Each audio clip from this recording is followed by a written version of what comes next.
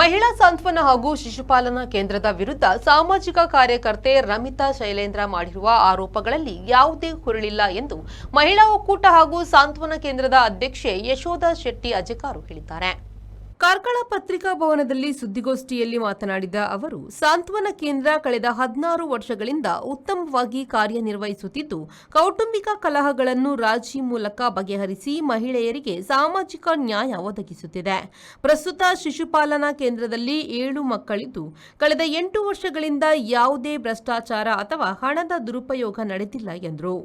ಸಿಬ್ಬಂದಿ ನೇಮಕಾತಿಯ ಜವಾಬ್ದಾರಿ CDPO ಅವರದ್ದಾಗಿದ್ದು, MSW ವಿದ್ಯಾರ್ಹತೆ ಹೊಂದಿದವರನ್ನು ಆಯ್ಕೆ ಮಾಡಬೇಕಾಗಿದ್ದರೂ ಸಿಡಿಪಿಒ ಅವರ ಒತ್ತಾಯದ ಮೇರೆಗೆ ಬಿಬಿಎಂ ವ್ಯಾಸಂಗ ಮಾಡುತ್ತಿದ್ದವರನ್ನು ಆಯ್ಕೆ ಮಾಡಲಾಗಿದೆ ಎಂದು ತಿಳಿಸಿದರು.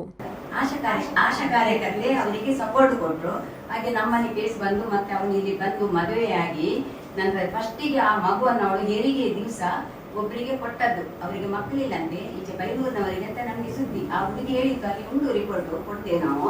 ಮಾರಿದ ನಂತರ ಅವಳಿಗೆ ಮರು ದಿವಸ ಏರುಪೇರಾಯಿತು. ಅವಳಿಗೆ ಅಂದ್ರೆ ಎದೆ ಹಾಲಲ್ಲಿ ಏರುಪೇರಾಗಿ ಜ್ವರ ಬಂತು ಅವಳಿಗೆ.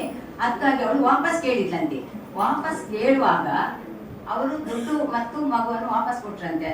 ಏನ ಹಾಳೆ ಇದೆಲ್ಲ ಬಿಸಾಡಿ ಹಾಕಿ ಹರಿದು ಹಾಕಿ ದುಡ್ಡು ವಾಪಸ್ ಕೊಡುವಾಗ ಈ ನಮ್ಗೆ ದೂರು ಕೊಟ್ಟವರು ಅದರಲ್ಲಿ ಶಾಮೀಲಾಗಿದ್ದಾರೆ ಅಂತ ನಮ್ಗೆ ಅಪವಾದ ಬಂದಿದೆ. ಆ ಹುಡುಗಿ ಉಡುಪಿಯಲ್ಲಿದ್ದಾರೆ, ಅವ್ರು ನಮ್ಗೆ ಹೇಳಿದ್ರು. ಈಗ ಗಂಡ ಹೆಂಡತಿ ಜೊತೆ ಮಾಡಿದ್ದೇವೆ, ಒಟ್ಟಿಗಿದ್ದಾರೆ, ರಾಜಿ ಆಯ್ತು.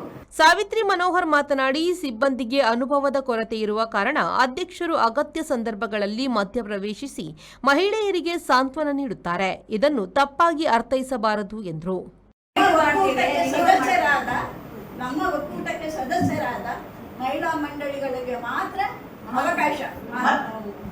ಮತ್ತೆ ನಮ್ಮ ನಿಮ್ಗೆ ಯಾರು ಈ ಬಗ್ಗೆ ಪ್ರೆಸ್ ರಿಪೋರ್ಟ್ ಕರೆದು ನಿಮ್ಮ ಹತ್ರ ವಿಷಯಗಳನ್ನು ಹೇಳಿದ್ದಾರೋ ಅವರಿಗೆ ಸ್ಪಷ್ಟ ಮಾಹಿತಿ ಇಲ್ಲ. ಅವರು ನಮ್ಮ ಮಹಿಳಾ ಮಂಡಲದ ಸದಸ್ಯ. ಸುದ್ದಿಗೋಷ್ಠಿಯಲ್ಲಿ ರತ್ನಾವತಿ ನಾಯಕ್, ಶಾಂತಾ ಭಂಡಾರಿ, ವಸಂತಿ ಸುವರ್ಣ, ಜ್ಯೋತಿ ಲಕ್ಷ್ಮಿ, ಶ್ರೀಲತಾ ಶರ್ಮಾ ನೆಟ್ಟೆ ಹಾಗೂ ಕೇಂದ್ರದ ಸಿಬ್ಬಂದಿಗಳು ಉಪಸ್ಥಿತರಿದ್ದರು. ಖಲೀಲ್, ವಿ4 ನ್ಯೂಸ್, ಕಾರ್ಕಳ.